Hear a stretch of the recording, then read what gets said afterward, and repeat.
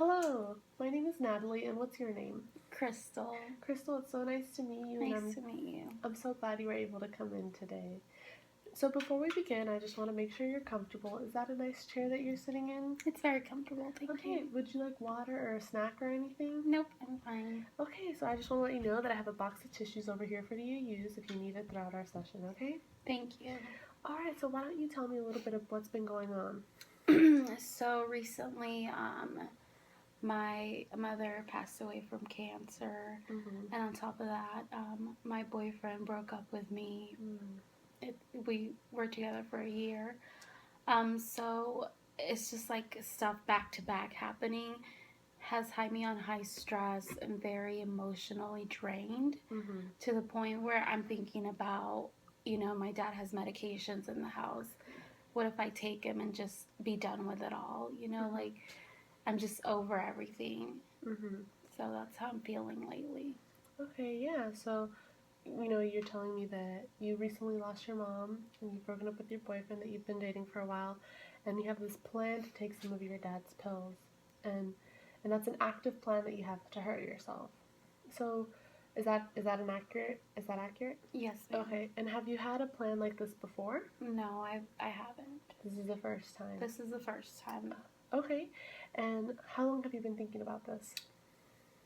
Ever since my mom died, not then, but right after my boyfriend broke up with me, it was just difficult to have lost my mom and then my boyfriend. Mm-hmm. So after that, I kind of felt like giving up on life. Yeah, that must have been very difficult. Mm-hmm. It's common for someone to feel that way when they've lost significant people in their lives. Um, can you identify anyone in your life who is supportive of you right now? My dad is, very supportive. He helps me, gives me encouraging words every day. I also have a teacher that knows about the loss of my mom and that has been there, just to listen to me if I do need to talk, just as a listening ear. Okay. And so your dad, I'm going to go back to what you said about your dad. You're saying that he gives you encouraging words daily. Mm-hmm. Do you guys talk about the loss of your mom together? We haven't had an actual conversation about it. We acknowledge it, but we don't talk about it. No. Okay. And is that something that you would want to talk to your dad about?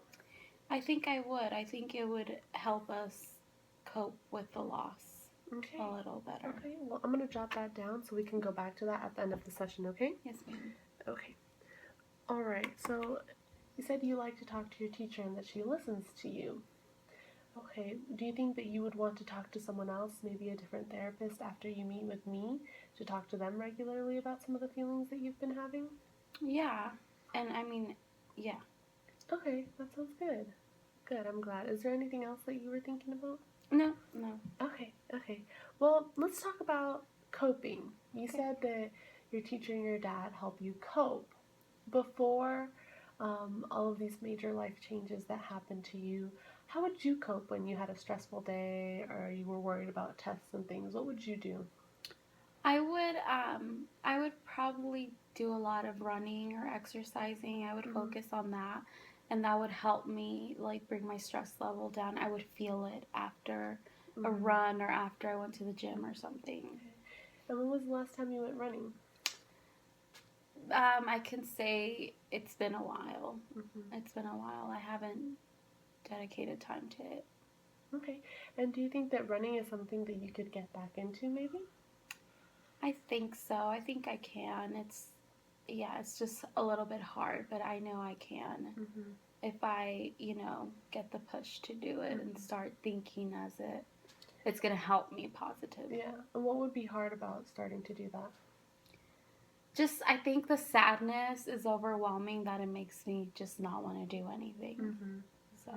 And that's very common that the sadness could be overwhelming. Do you find that it's harder for you to get out of bed in the mornings and that's kind of what you want to do all day? Oh, yeah, just stay in bed. Yeah, that's very common. A lot of people who've lost someone feel the same way that you do, Crystal, so you're not alone.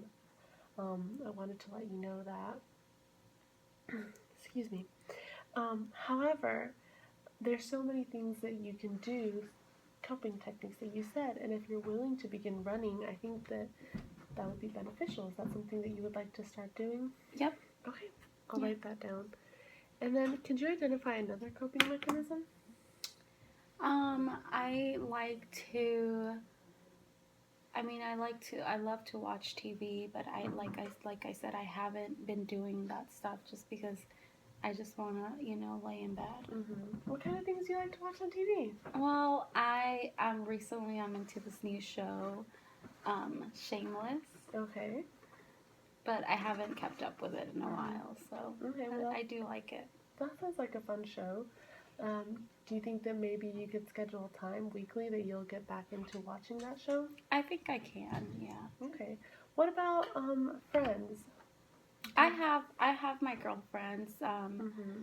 I can start maybe being a little bit more social and going, Mm-hmm. with them to places and hang out and stuff like that. Yeah. So since your mom passed, how often have you been hanging out with your friends?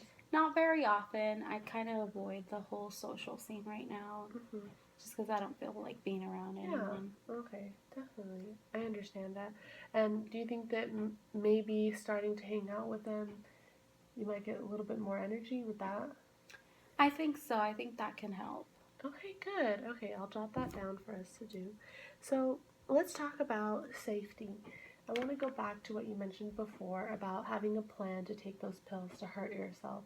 Now, is that still something that you're thinking about doing? No. Okay. Well, when you go home, will it be a safe environment for you to go home in? Yes, it will. Okay, what makes home safe right now? Well, the pills aren't going to be an issue anymore. My dad's medication. And why would they be an issue? He took them. He took them away? Yes, Okay, so they've been cleaned out of the house. So yes. your plan has been taken away from Yes. you. Okay, good. I'm glad to hear that. And so, as we're coming towards the end of our time together, like I had previously stated on the phone when you called to come in, this is a one-time session where we assess what's been going on, and I'll make a referral for treatment. And if you're in agreement, Crystal, I believe that it would be beneficial for you to continue therapy one-on-one, and then sometimes with your dad, so you guys can talk about the feelings of losing your mom and his wife together, and you could talk through some of those feelings on your own. Is that something that you would be interested in doing? Yes, very much. Okay, and now that you mentioned that you and your dad have made the home safe, I feel comfortable in knowing that you're going to be safe when you go home. Do you feel comfortable in that? I do.